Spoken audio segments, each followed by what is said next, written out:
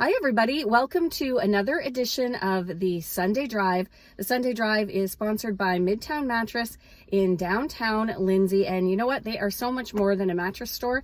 They are also the area's largest home furnishing store. Did you know that, Brent? No. They are, and they have some beautiful things in there. So next time you are in Lindsay, check out Midtown Mattress downtown. Okay, today we are going to talk to Fred Walker. And believe it or not, Fred had a near-death or a death experience. He was dead for about 18 minutes. What did he experience and what happened to him? And how has that changed his life? Well, you're going to find out on this edition of the Sunday Drive.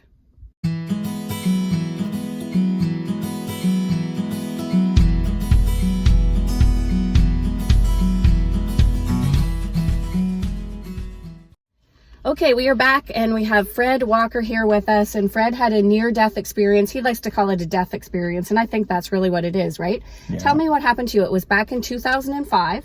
Yeah, I was at a dance out in Kelowna and rocking and rolling, and chest pains, and I paid no attention because previously the doctors had told me it was just acid reflux, and so I decided to just keep dancing. I literally danced myself to death.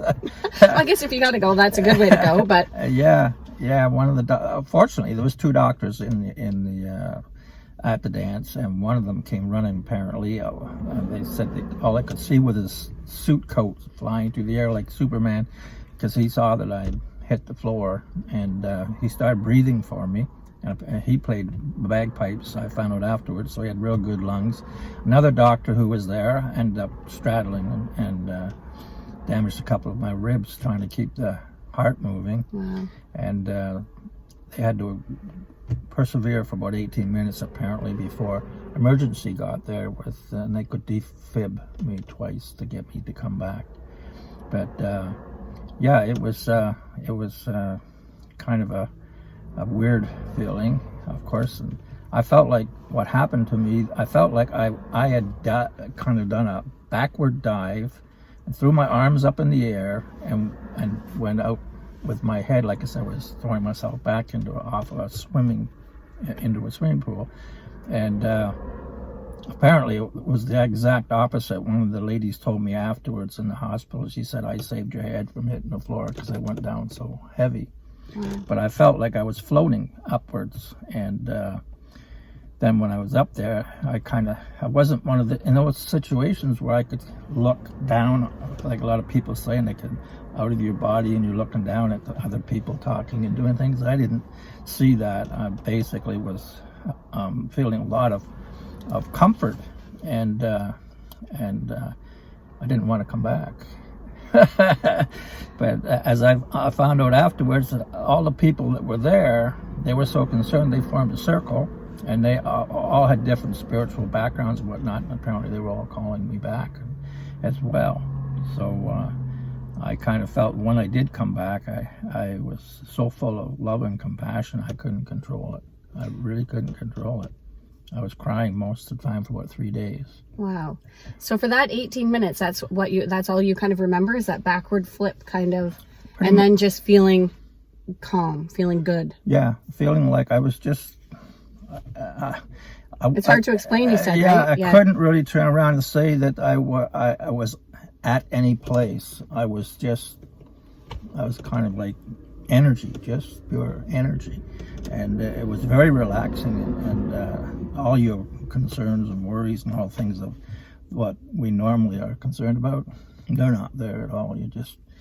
But what I do remember feeling was that I kind of like, I was arguing with myself. I didn't want to come back. I did, but then I started thinking about my wife and family and whatnot. So no, I've got to go back. And then I came around in the emergency in the hospital at that time. And what did that feel like coming back? Just like I woke up from a sleep. There was nothing, that was even noteworthy. I woke up like as if I wasn't even aware of course, what had happened. And when I was in the emergency, I can remember one of the doctors that was doing the breathing for me. They had done a presentation earlier at the event, and he had asked everyone who had McDonald's French fries. And he said, when I came around, I told him I was going to throw up. So I put the tray, and he saw French fries in it. And he said, I don't remember seeing you put your hand up for, and I looked at him, and he relieved him a lot, because I said, you said McDonald's French fries. And as soon as he heard that I didn't have any brain damage, I could remember everything, and I was, you could see the firemen that were there and everybody else just laughed and had a sigh of relief. Yeah, why didn't you have brain damage? I guess because they were breathing for you, right? Like they were giving you resuscitation? Well, it was partly that, I think, yeah. And the other thing was that because of 60 years or so of my being involved with martial arts and whatnot, I moved into Chinese martial arts, did a lot of what they call the internal martial arts, did Qigong and very advanced martial art called Bagua Zen, and it works on spiral energy and so on. And I believe that my body was more resilient, much younger than my age, because I was 60 at the time, 75 now. But I was able to bounce back and fight those odds physically, my body wise. But I think, again, more of it was because the spirits on the other side wanted me to do other things, and I'm still because you're tearing up just talking about it. It really, yeah, this experience really changed you. It did, yeah, it did. I'm a totally different person. My students in my dojo, my martial arts dojo, I had it for 30 years in Fort Perry. Just recently sold it, but they could see a huge difference in who I was. Before, they were intimidated even to ask me questions. They would go through other students to ask the questions. Then after this, I was hugging people and whatnot. I didn't know what to make of it. Even the men, I would hug them, kind of, they turn around and look back at it. What's going on here? But yeah, the love and compassion, as I said, it was just, it was hard for me to deal with. And even now, I sing in a choir, community choir, and every so often I'll do solos and stuff. If I hear some lyrics, it'll start choking me up. I have to be careful. I can't finish the song or whatever, because I start getting choked up. So yeah, I've become a very, very different, basically love and compassion based individual, and that's why I'm back. I'm convinced of that, because since then I've had to have another bypass operation, and the bypass operation was a result of that event. While I was still out west, 9 years later, I had another one for 3 more bypasses, and then I found a year later a brain tumor, and I had to cut the top of my head and remove a brain tumor. Wow. And so I keep coming back. My wife says, they can't kill you, can they? And I said, no, I still got a job to do. So I just keep. And you feel that there is a reason that you survived that you were brought back, and that is to spread love and compassion throughout the world, right? And I love that. Yeah. How do you do that? Well, that's my frustration. Because we need that more than ever right now. I keep trying to find ways to do it. I've tried workshops. I wrote a little book there, and try every when I sing, it's all about love.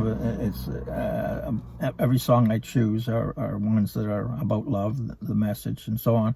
So I'm always looking for ways. And right now, I've been very involved with tarot cards and whatnot as part of learning about energy and so on. And became a Reiki master, which is a hands-on healing system.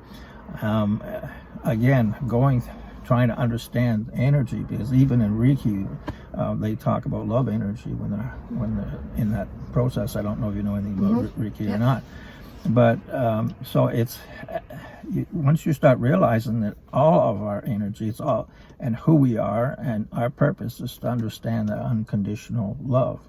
That's who we are, and that energy. And so it keeps going back to that energy, whether you cross over to the other side when people have passed on or what, it's still about that love energy.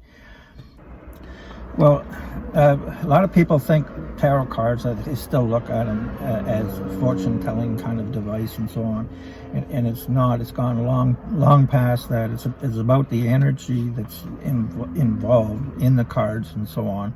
And so when you're reading them, the whole purpose, like when I read for people, it's to help them. Most of them come to me because they're stuck somehow emotionally, or they don't know which way to turn and things like that. They're almost desperate, and they're vulnerable at that time. So people who read tarot properly, they have etiquette and so on, that they can make sure that they don't take advantage of people that are in those situations. But the whole purpose of it is to try to help them so that when they walk away, they're feeling much better. They're feeling more, they've got some sense of direction and so on. And so that's one of the main reasons that I do it. It's every time I'll have men or women, I'll have them sometimes tearing up and crying and unloading, and even therapists now are starting to realize that something, the tarot card, if you read tarot cards, you can get people to open up more completely and quicker than if you try to bring them in 6 times and get them to lay on the couch and confide in you. And so if it's done in that light, then it becomes a very positive, helpful process.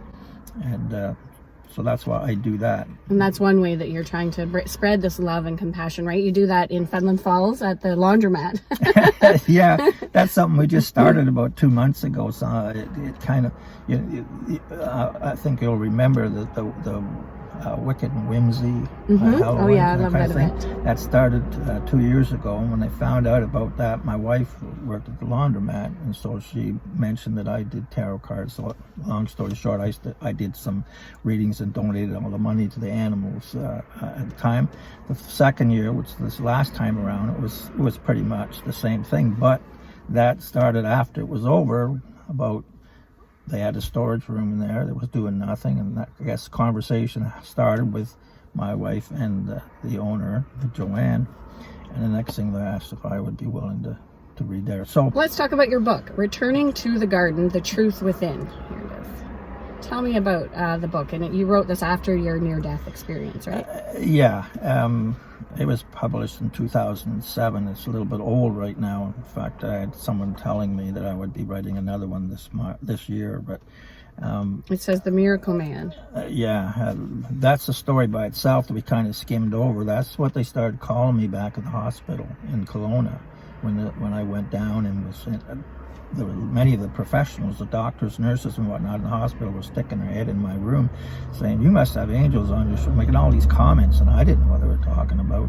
Then they did an angiogram, and they found out in my heart that the major artery on the right side was 99% blocked, and that my heart had actually grown 3 arteries over from the left side to the right side of my heart to supply it with blood. Compensate. Wow. Yeah, and when I taxed it by dancing too much, too fast, and so on, that's when I basically killed myself. Oh my God. But that's when they started calling me the Miracle Man. Man. It wasn't my idea. That's how the Miracle Man phrase got there. It wasn't something that I kind of you came up got big in the head. And how did you come up with the title, Returning to the Garden, The Truth Within? Well, the whole book is kind of unique because it was channeled to me. I don't know if you believe that or what, but inside of 2 days, that book, I sat down and wrote it. And I'm not a literary kind of an individual. My wife has written 5 novels, and when she looked at it, she said, with her eyes wide open, "You wrote You didn't write this, Fred." And so, yeah, and again, it's all about love and compassion, and it's just a question and answer kind of thing. And Aeon is on the other side, answering the questions, and there's the secret, and it's very practical about how important love is and how it can work in answering different questions of our day-to-day life. So it's very, very simple, but I didn't even realize that it was being channeled to me, because back at that time I wasn't as tuned into the spiritual side of things and whatnot. And now when I look back, it says, yeah, that's how it all happened. And to sit down in 2 days and just write it, and boom.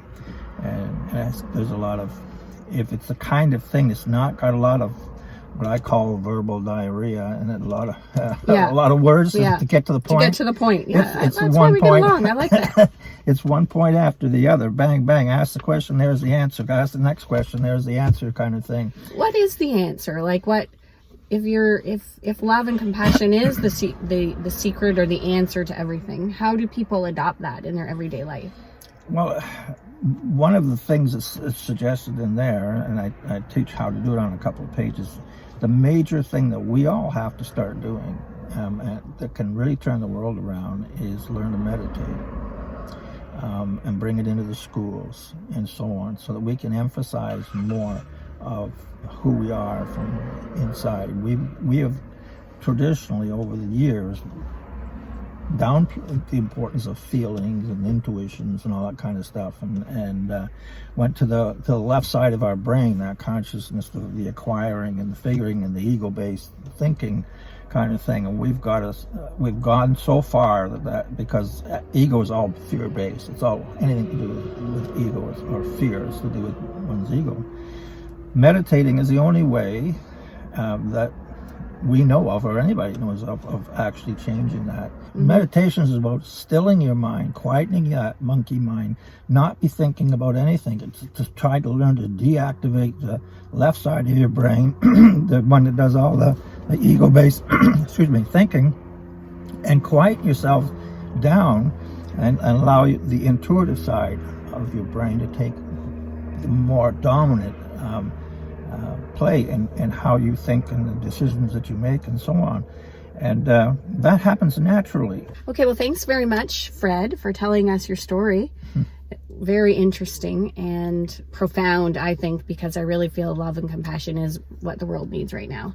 So thank you for trying to help impart that throughout. Well, thank you for giving me the opportunity to spread it a bit. Thanks for telling us.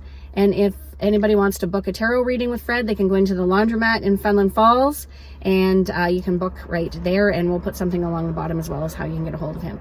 And that's it for this edition of the Sunday Drive, sponsored by Midtown Mattress in downtown Lindsay. And thanks so much to them for sponsoring this important segment.